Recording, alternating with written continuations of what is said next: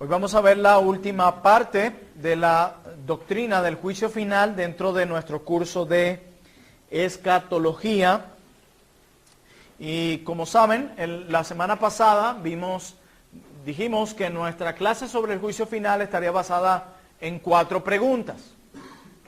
Esas 4 preguntas son: ¿quién es el juez que presidirá este tribunal? Lo hablamos la semana pasada. Ese juez es Jesucristo.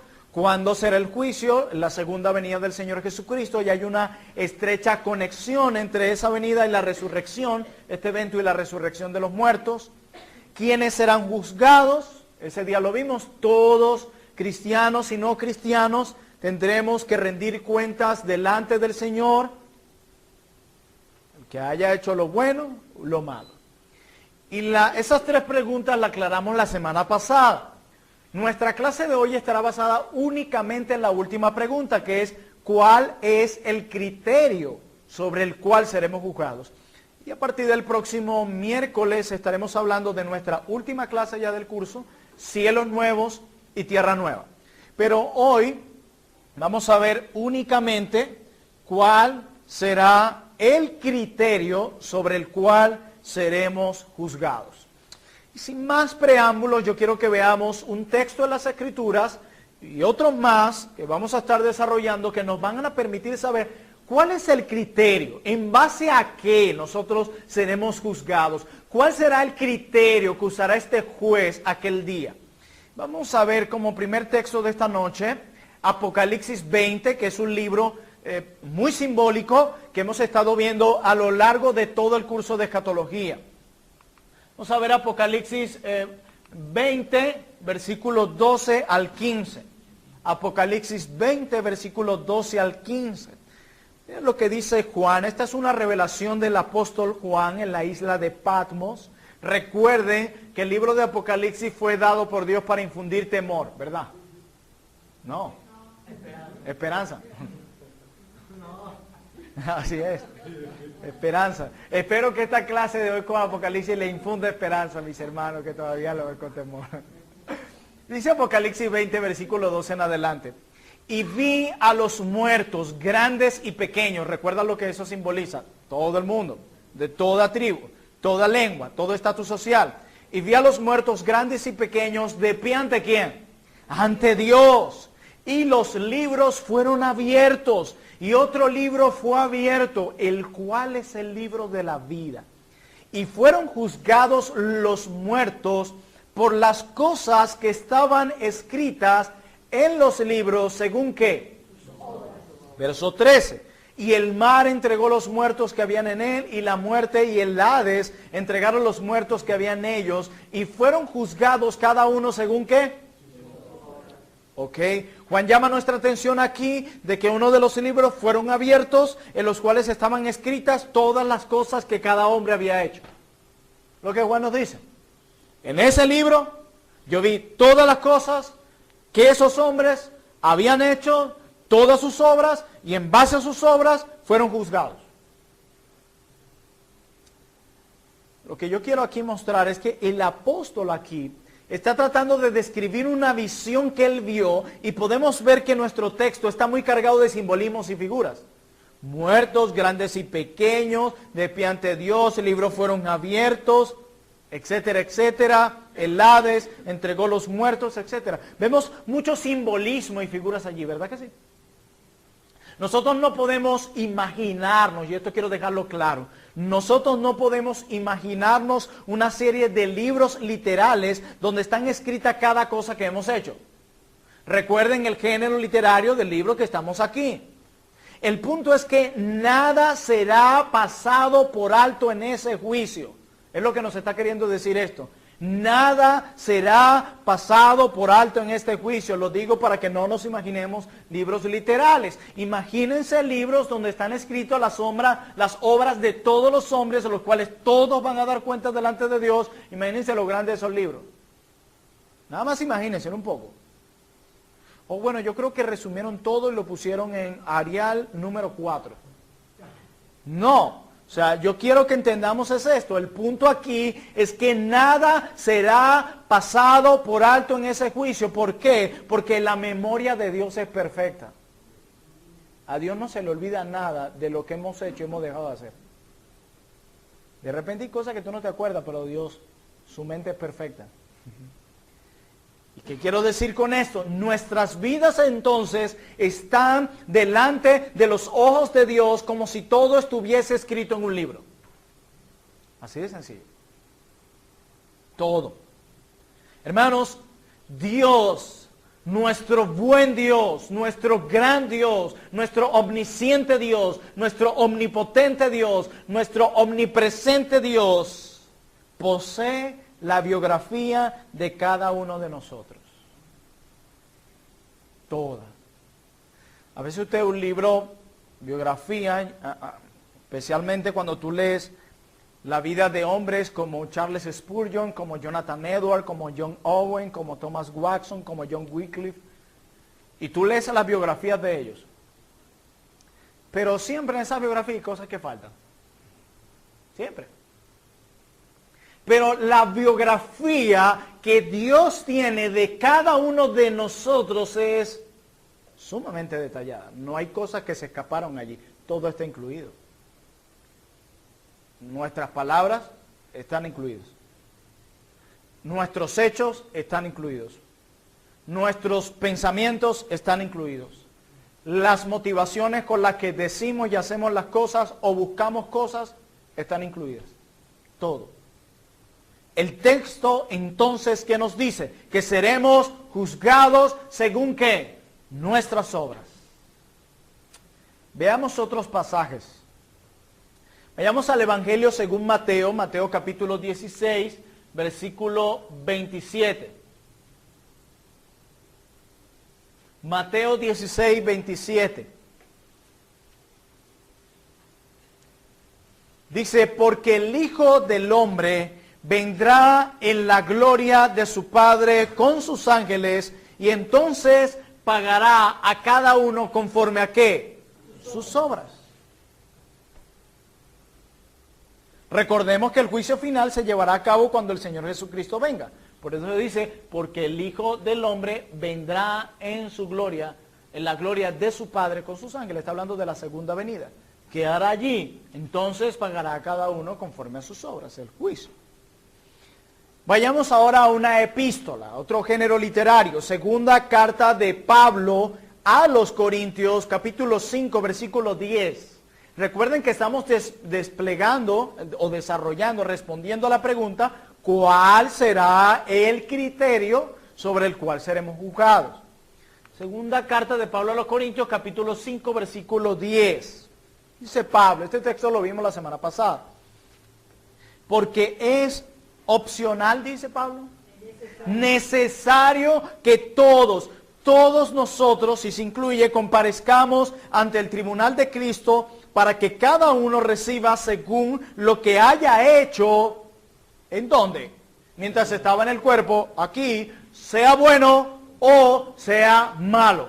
Pero todos es necesario que comparezcamos ante ese tribunal. Pero no solamente el juicio estará basado solo en los hechos, sino también en nuestras palabras. Mateo 12, 36 al 37. Mas yo os digo que de toda, escuchen bien hermanos que están aprendiendo a refrenar sus lenguas. Mas yo os digo que de toda palabra ociosa que hablen los hombres, de ella darán cuenta cuando, en el día del juicio. ¿Por qué? Porque por tus palabras serás justificado y por tus palabras serás condenado. Quiere decir que tú y yo no podemos juzgar con nuestras palabras. Pero no solamente los hechos y las palabras. También las motivaciones y los pensamientos se tomarán en cuenta el día del juicio. Primera carta de Pablo a los Corintios, capítulo 4, verso 5.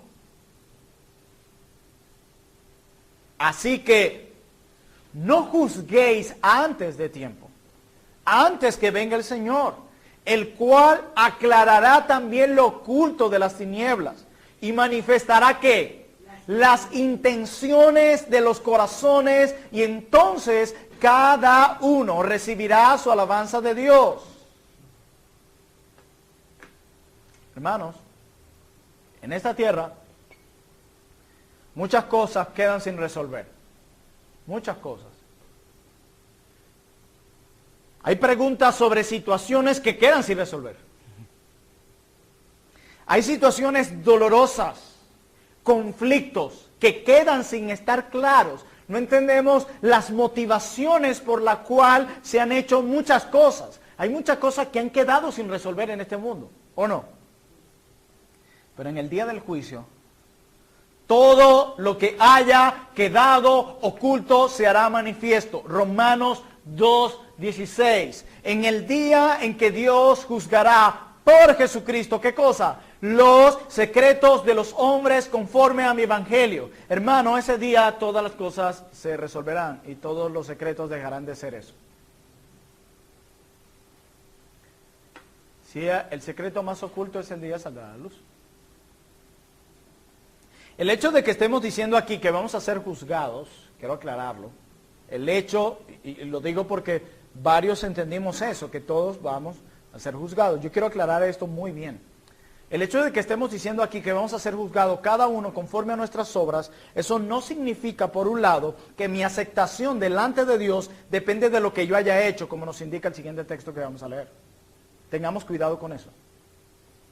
Repito, el hecho de que estemos diciendo aquí que vamos a ser juzgados cada uno conforme a nuestras obras, eso no significa, por un lado, que mi aceptación delante de Dios depende de lo que yo haya hecho. No. Apocalipsis 1, del 4 al 6. Yo quiero mostrarles de qué depende mi aceptación delante de Dios. Apocalipsis 1, 4 al 6 dice: Juan, a las 7 iglesias que están en Asia, gracia y paz a vosotros, del que es y que era y que ha de venir, y de los 7 espíritus que están delante de su trono, de Jesucristo, el testigo fiel, el primogénito de los muertos y soberano de los reyes de la tierra, al que ¿qué? Nos amó, ¿y qué más hizo? Y nos lavó ¿de qué? De nuestros pecados, ¿con qué? Con su sangre, y nos hizo reyes y sacerdotes, ¿para quién? Para Dios su Padre, Él sea gloria e imperio por los siglos de los siglos. Amén. Mira lo que dice el texto. Que Él nos amó, Cristo nos lavó de nuestros pecados con su sangre, nos hizo reyes y sacerdotes para Dios. Veamos otro texto, Apocalipsis 5:9. Dice: y cantaban un nuevo cántico diciendo: digno eres de tomar el libro y de abrir sus sellos, porque tú ¿qué? Fuiste inmolado, y con tu sangre ¿qué has hecho, Jesús? Nos has redimido. ¿Para quién? Para Dios, de todo linaje, de toda lengua, de todo pueblo y de toda nación. Tú, Jesús, tú nos has redimido. Por medio de tu sangre hemos sido aceptos delante de los ojos de Dios. Entonces, ¿de qué depende nuestra salvación? De la sangre que Jesucristo derramó en la cruz del Calvario. De eso depende nuestra salvación. Pero por otra parte, esto no significa que es por nuestras buenas obras que mantenemos nuestra aceptación delante de Dios. Ya va, ¿qué acaba de decir usted, pastor? Mira, usted acaba de decir que yo no soy aceptado delante de los ojos de Dios por mis obras, sino por la obra de Cristo. Pero usted ahora me acaba de decir, pastor, que yo por buenas obras tampoco voy a poder mantener en mi vida cristiana mi aceptación delante de los ojos de Dios. ¿Cómo es eso? Aquí es donde nuestros hermanos arminianos yerran en su teología, como muchos de nosotros lo hacíamos. ¿Por qué? Porque predican a voz en cuello: la salvación es por medio de la fe y no por obras. Y luego dicen que esa salvación debe ser mantenida por medio de las obras. Lo que se obtiene por fe debe ser mantenido por obras. ¿Cómo es eso? Como que no tiene sentido, ¿cierto? Entramos al reino por medio de la fe, ¿verdad? ¿Hay alguno que entró al reino de Dios por medio de las obras aquí? Ninguno. Todo por medio de la fe. Y nos mantenemos allí por la misma causa. Por la gracia de Dios, por medio de la fe.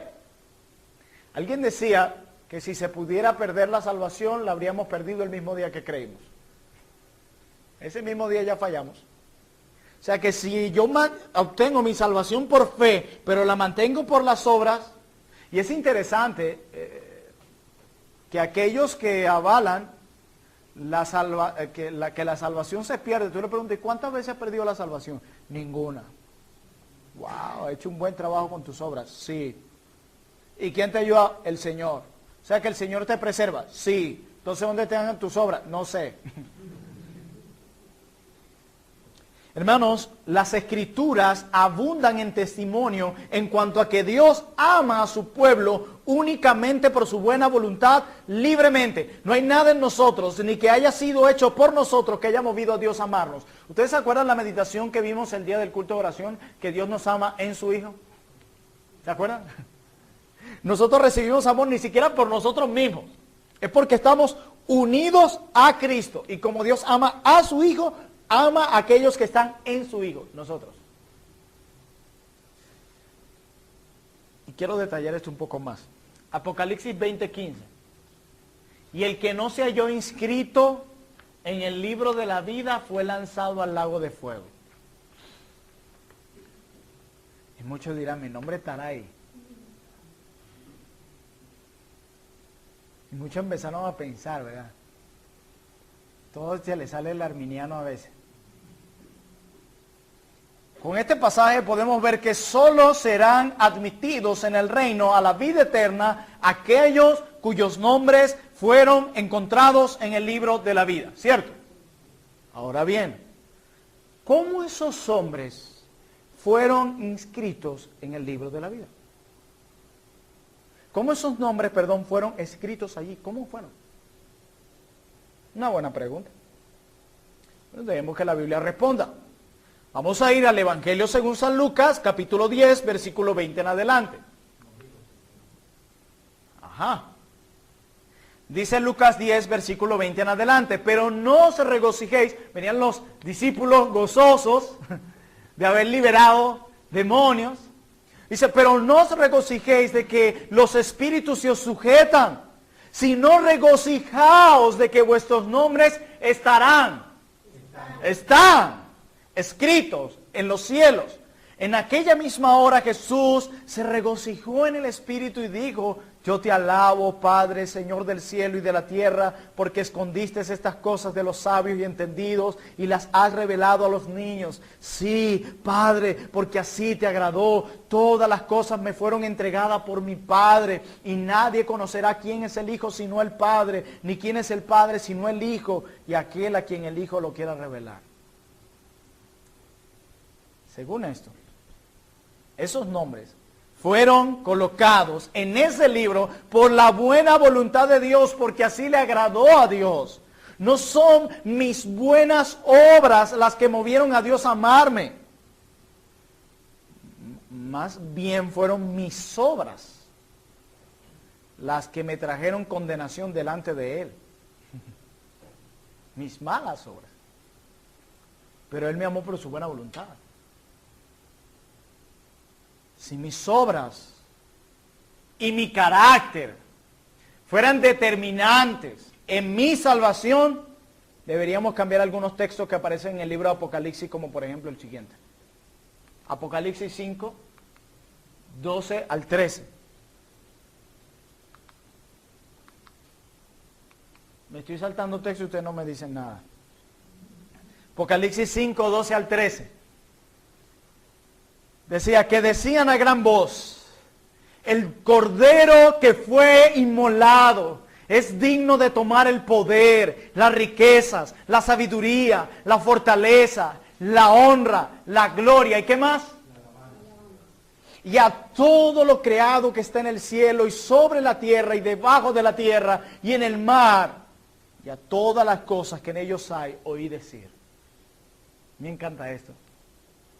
Al que está sentado en el trono y al Cordero sea la alabanza, la honra, la gloria y el poder por los siglos de los siglos. Allí no dice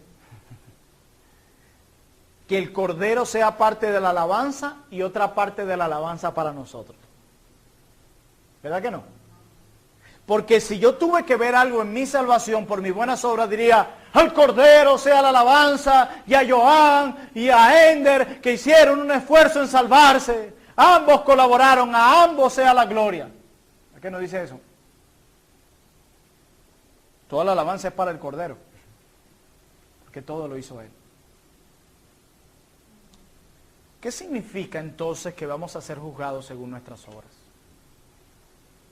Varias cosas.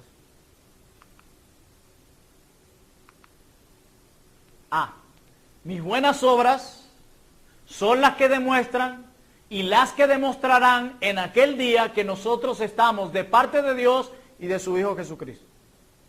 Yo quiero desglosar esa idea. ¿Qué significa entonces que seremos juzgados según nuestras obras? Pastor, usted acaba de decir hace rato que nosotros somos aceptados únicamente por la obra de Cristo.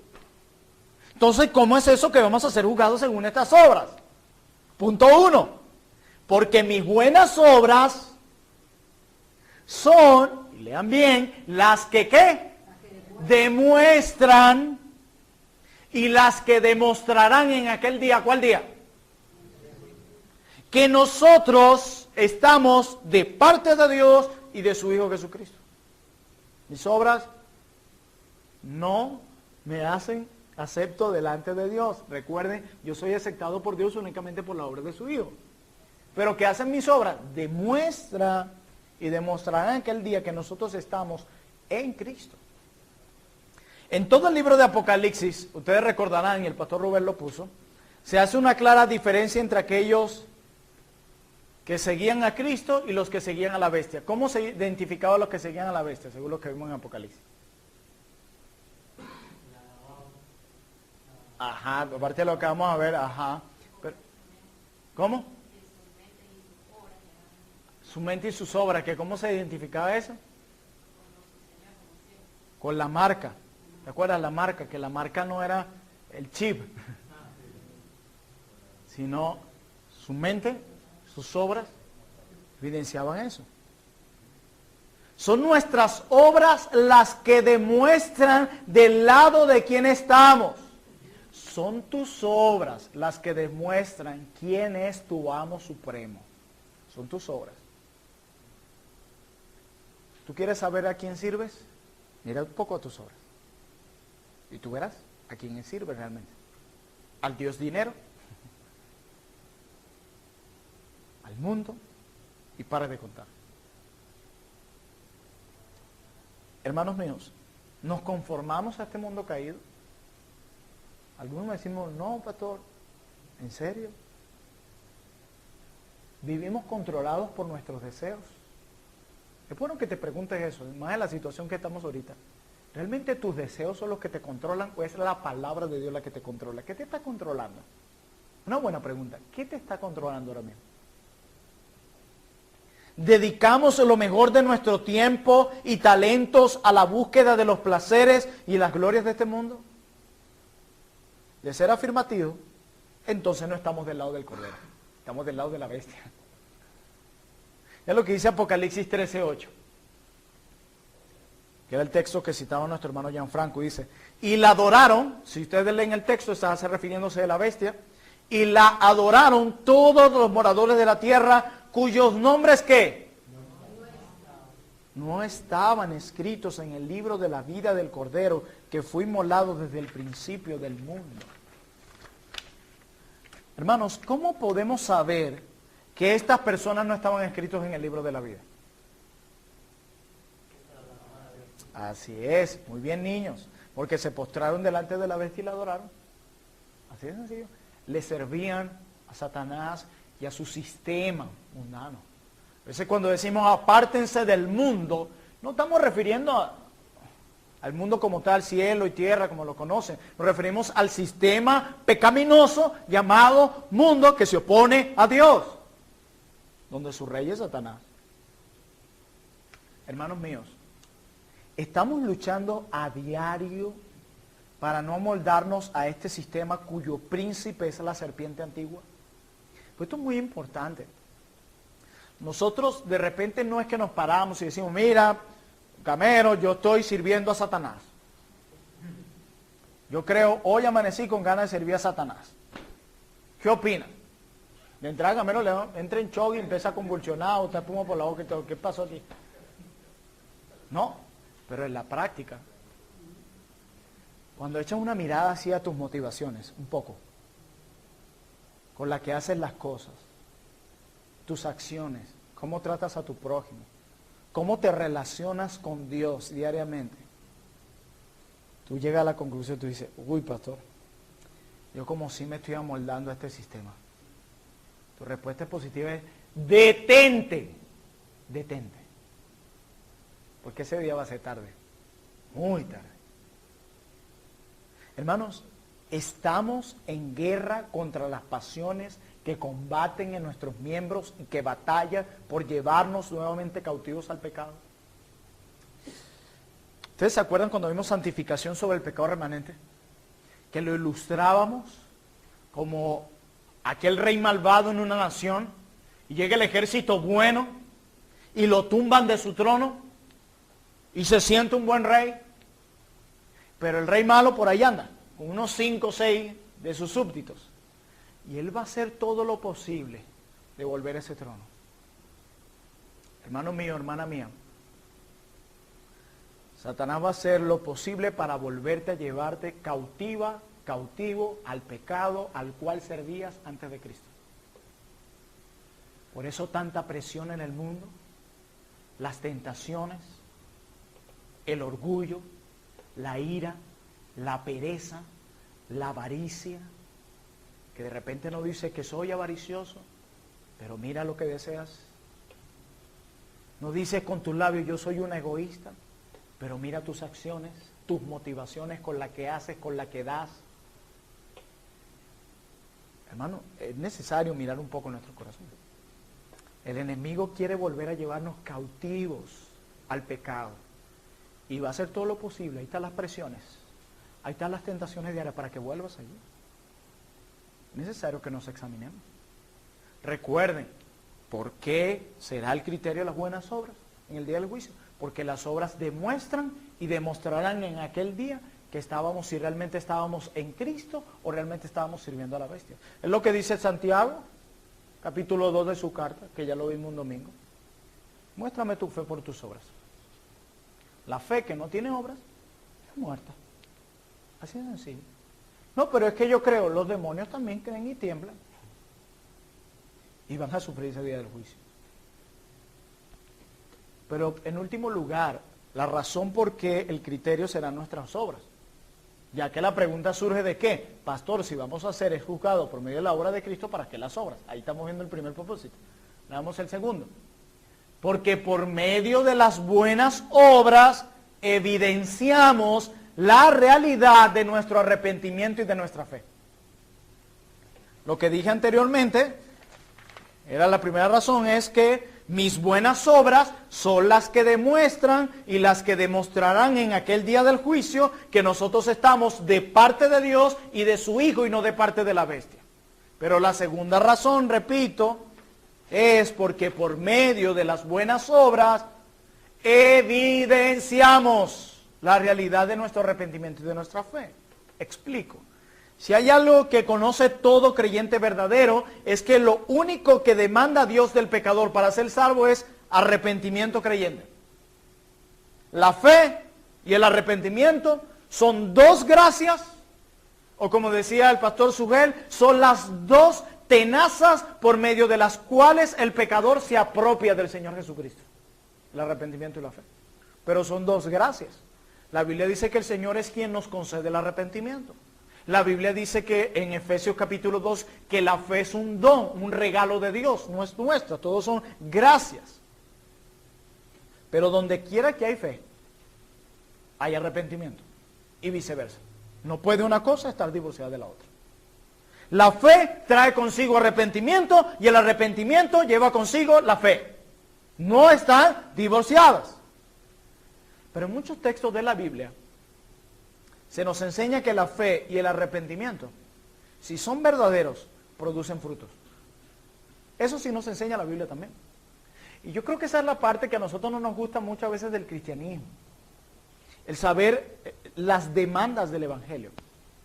Nosotros creemos que Cristo le dijo al joven rico, bueno, cree en mí y ya. No le digo eso, ¿verdad? Deja todo lo que tiene. ¿Se acuerdan aquel que quería seguirle? Bueno. Deja que entierre a mi padre. O en Juan 15, aquel que da su vida por sus amigos, pero los amigos lo obedecen. El que me ama, mis mandamientos guardará. Son los frutos del arrepentimiento y la fe. Producen frutos. Así que cuando seamos juzgados, no se tomará únicamente nuestra profesión de fe. Bueno, Señor, yo creí. Yo dije que creí. ¿No era suficiente? No. Y ese es el problema, hermanos, de muchos que creen que por el simplemente hecho de decir creo o yo me arrepiento, ya Dios está obligado a concederles la salvación.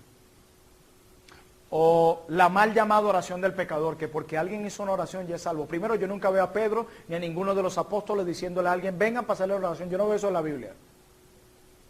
En ningún lado.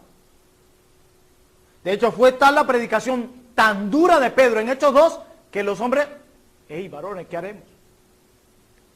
Bueno, acérquense aquí y repitan conmigo. Señor Jesús, no digo eso, Pedro, arrepentíos y creed en el Evangelio. Pablo en un momento, es necesario que todo hombre se arrepienta. No repite conmigo, eso es una completa estupidez. Eso es reducir el Evangelio a una oración sin significado. Y muchos creen eso, pero está lo que no hace la oración de fe. Por ejemplo, nosotros no la hacemos, pero puede haber entre nosotros lo que dicen, bueno, yo creo, yo me arrepiento, y ya Dios está obligado a aceptarme, a concederme la salvación. Hermanos, no es nuestra profesión de fe la que Dios tomará en cuenta en el día del juicio. Lo que se tomará en cuenta son las obras que evidencian la fe y el arrepentimiento. Son mis obras las que van a evidenciar si mi fe es verdadera o es falsa. Son mis obras. Para eso están, para mostrar. Decía, creo que era Martín Lutero, Dios no necesita tus obras, pero tu vecino sí. Hermanos, qué difícil es guardar el balance doctrinal al estudiar las Escrituras, ¿verdad que sí? Es difícil.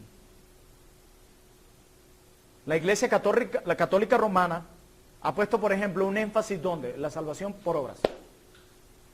Se salva por las obras, se salva por las obras. Ese es el énfasis de Roma. Pero la Iglesia Evangélica de hoy ha puesto tanto énfasis en la salvación por la fe sola, que se ha olvidado que la fe verdadera nunca viene sola. Nos fuimos ahora al otro extremo. Solo por fe, salvación solo por fe, y la gracia, y la gracia, y la gracia, y es verdad, es cierto. Pero eso no es lo único. Dios vino a hacer una obra completa y enorme, no solo desde la conversión, regeneración, justificación, sino santificación y glorificación.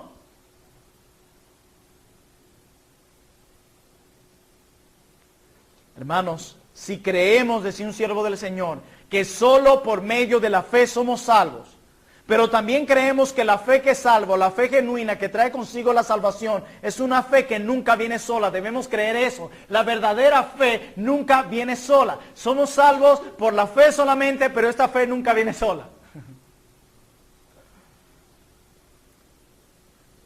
Muchos llegarán el día del juicio engañados, creyendo que son cristianos sin serlo. Sí. Hermanos, son las obras las que manifiestan la evidencia de la fe verdadera. Y a veces creemos, buenas obras. Ya mínimo, me voy para el Pérez Carreño a partir de ahora a llevar sopa. Hermanos, a veces reducimos las buenas obras de las cuales habla la Biblia a obras de caridad nada más. Es que el amor al prójimo no solo le manifiesta dándole un plato de sopa al que está en una camilla en un hospital, sino a tu marido, a tu esposa, a tus hijos, a tus compañeros de trabajo y a los hermanos difíciles en la iglesia, al inconverso difícil en la calle, al que se te colea, al que te intenta quitar dinero. Yo nada más en el amor, no he pasado las demás virtudes. No he pasado la fe, la mansedumbre, la templanza, no he pasado ahí. A veces es muy fácil atender a una persona en un hospital que no conoces y darle una sopa en un hospital. Pero te dijera la familia, ay, si tú nada más te quedaras 8 días con ella aquí en la habitación, mira lo rebelde que es. Es muy fácil, ay, qué lindo, qué bello. Pero nos olvidamos que la buena obras no solamente ir ahí. Tu vecino, la fe, el dominio propio, el daño que muchas veces hacemos a otros. Esa misma persona que le lleva comida a aquel en el hospital es la misma que habla mal del vecino. Y se olvida que respetar y amar a tu prójimo también es una buena obra. Son frutos en los cuales Dios produce en nosotros. Juan 15 dice, permaneced en mí y yo en vosotros, ¿y qué va a pasar? Llevará fruto. Pero ¿saben que hay algo interesante en Juan 15? El imperativo no es llevad fruto. A veces nosotros creemos que el imperativo es ese. Hay que llevar fruto. Hay que llevar fruto. El imperativo ahí es permanecer en Él. Ese es el mandato realmente en Juan 15. ¿Cuál es el resultado del que permanece en Jesús? Da fruto. Y si no da fruto es porque no permanece en Él. Esa es la lógica. Ajá. De hecho, el incrédulo hace ese razonamiento lógico. Cuando ve a alguien que se llama cristiano viviendo de otra manera, el incrédulo que no conoce esto, se dice, ¿y este no es que es cristiana? El incrédulo hace ese razonamiento lógico. Es que es lo más lógico. Y lo que hace Santiago, en Santiago capítulo 2, es puro razonamiento lógico. Cuando dice, y si un hermano tiene necesidad y no le das el mantenimiento de cada día, ¿de qué sirve? Santiago no está hablándome ahí de ser el hombre más cuchi del mundo. No. Santiago está haciéndome puro razonamiento lógico. ¿Cuál es el razonamiento más lógico si yo veo a un hermano en necesidad? Ojo, que lo vea, no que yo no sepa la necesidad. Porque está aquí y dice, yo pensé que se había dado cuenta. Me vi llorando ese día. No me di cuenta. Yo no soy Dios. Pero dice Santiago, si veo a un hermano en necesidad, y ¿cuál es la lógica más allí? Si yo veo a un hermano en necesidad, razonamiento lógico es ayudarlo. Y es lo que viene Santiago haciendo en Santiago, razonamiento lógico. O sea, el que dice que tiene fe, obras, se manifiesta. El incrédulo dice, este dice que es cristiano, debe vivir de una manera. No vive, ay, parece que no es. Un verdadero creyente no es solamente por lo que dicen sus labios, sino por sus obras. Si fueran creyentes, evidenciarían su fe por sus buenas obras. Que los hombres vean nuestras buenas obras y tú no tienes que decirles que yo soy cristiano. Yo sé. Yo he estado viéndolo a usted cómo se comporta en casa. Yo he estado viéndolo en el trabajo. Yo sé. Pero no, nosotros tenemos que decir, no, es que yo soy cristiano. ¿En serio? Ay, no sabía. Es que como tan normal, se parece uno de nosotros. Es tan chévere, hace lo mismo que nosotros, habla igual que nosotros, murmura igual que nosotros, se lleva las cosas del trabajo igual que nosotros. Usted es uno de nosotros. Alguien decía, si come como tigre, parece un tigre, camina como tigre y tiene piel de tigre, es un tigre. Habla como mundano, se comporta como mundano, viste como mundano, se relaciona como mundano, ¿qué? Un mundano. Sencillo, razonamiento lógico. No es nada. Yo no tengo que... Tú sabrás. Hermanos, no es en el día del juicio, y con esto voy concluyendo, en que se decidirá el destino eterno de las personas. No es ese día que se va a decidir el destino final de las personas. No es. El juicio va a comenzar diciendo a cada uno lo que merece. En los juicios humanos, usted va a un juicio humano, siempre primero se trae la evidencia y luego se da el veredicto, ¿verdad? Es lo que se hace. Bueno, la evidencia, sesión 1, sesión 2, sesión 13, ta. Y después se da el veredicto, 10 años, 40 años, cadena perpetua, etc. Pero en el juicio final, ya el veredicto ha sido declarado. Todos los que han muerto ya conocen cuál es el veredicto que les espera. No están a la espera de ese día. Miren cómo lo dice Juan, o Cristo. Juan 3:18. El que en él cree, o sea, en Cristo, no es condenado. Pero el que no cree, ya ha sido condenado. Porque no ha creído en el nombre del unigénito Hijo de Dios. ¿Se acuerdan el texto que está 2 versículos antes? El famoso. De tal manera amó Dios al mundo que dio a su Hijo unigénito para que todo aquel que en él crea no se pierda, mas tenga vida eterna. Oh, Cristo vino a morir por todos. Pero 2 versículos después me dice que ya hay un grupo que ya fue condenado. Así es. Pero aquí dice que el que no cree en él se condenó. Por no creer en él. De hecho, hermanos, alguien me preguntaba, y lo leí hace poco, gracias a Dios, que le preguntaban a un pastor. Le preguntaban que si la gente va al infierno por no creer en Cristo. Y en un sentido es así. Pero realmente ya la gente va al infierno, no por no creer en Cristo, va al infierno por su propio pecado. Realmente entramos al cielo por creer en Cristo. Pero ya el hombre sin Cristo, ya está perdido, muerto en sus delitos y pecados, camino al infierno.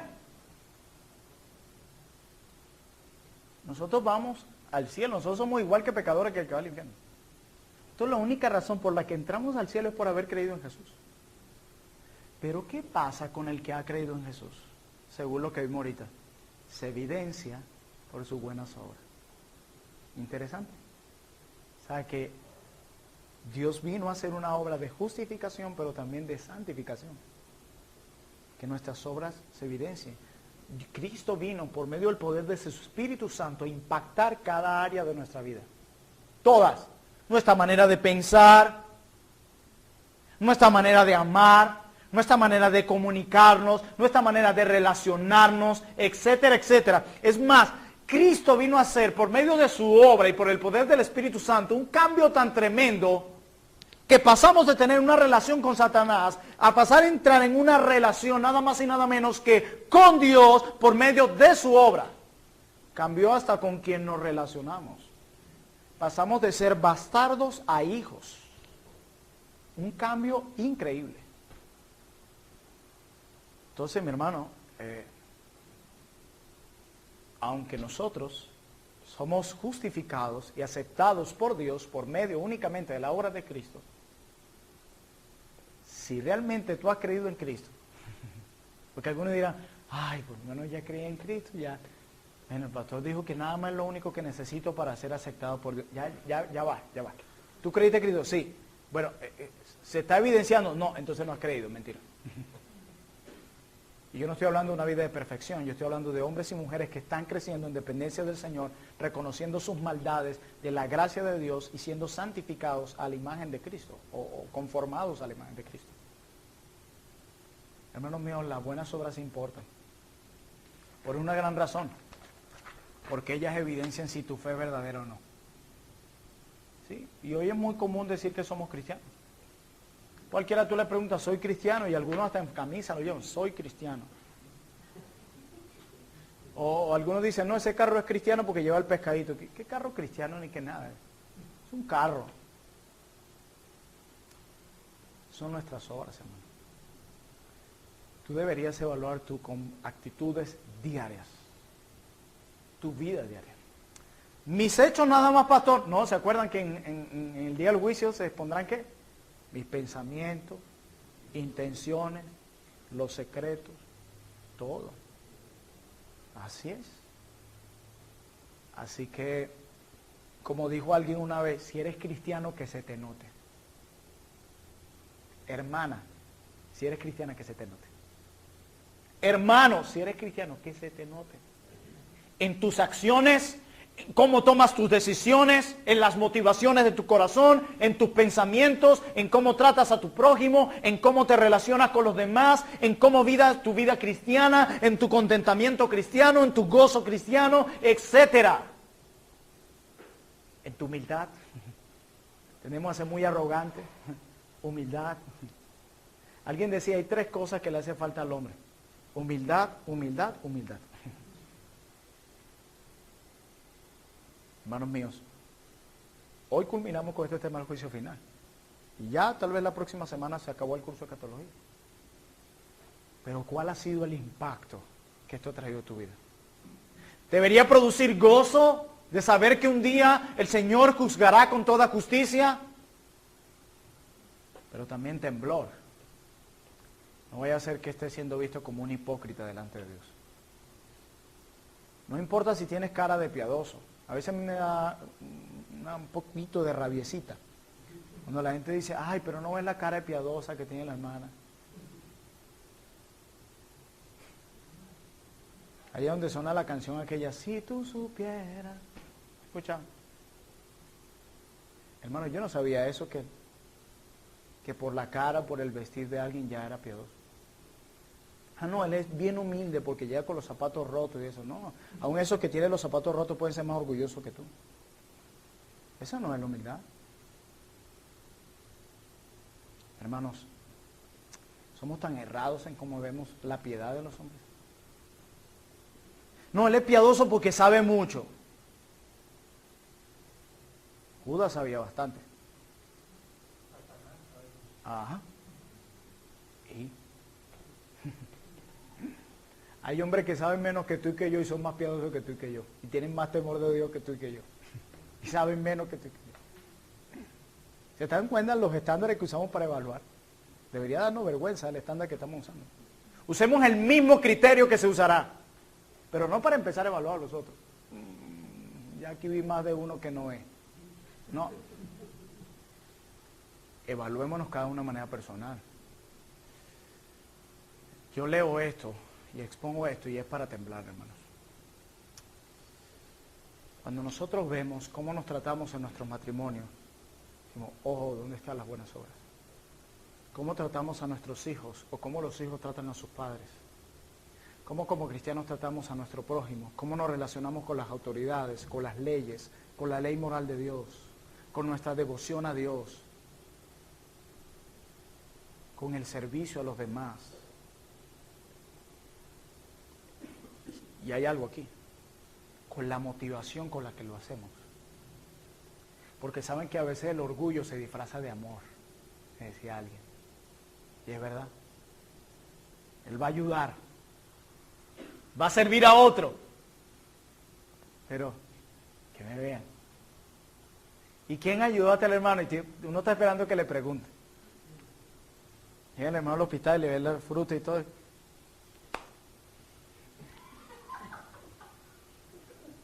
Tan barata la fruta esa. Ah, sí, hermano, es que yo las traje. El orgullo se disfraza aún de eso. Ese es el cuidado que tenemos que tener con el orgullo.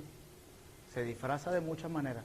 De amor, el orgullo se disfraza de humildad, de necesitado, de todo se disfraza. Jonathan Edwards decía que el orgullo es como una cebolla, le quitan una capa, aparece otra. Hermanos míos, examinen sus vidas. Y me uno con ustedes. Tenemos que examinarnos un poco. Porque ese día puede llegar cuando menos lo esperemos. Y nos va a tocar dar cuenta de todo. Motivaciones, pensamientos, acciones. Y como les decía al principio, todo lo que hacemos está registrado. Todo. Dios tiene una mente perfecta. Él no olvida nada. Aún lo que pensás, Él lo conoce. La última discusión en tu hogar, Él la conoce. Las veces que has mirado a una mujer para codiciarla, Él te vio. Cuando manifestaste tu orgullo, Él lo supo. ¿Quién podrá engañar al Señor?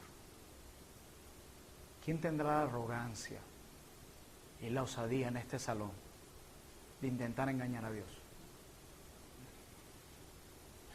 No quisiera estar en tus zapatos. ¿Quién se atreverá a intentar burlarse del juez del universo? ¿Quién se atreverá a ocultarle algo al que todo lo ve? Oremos.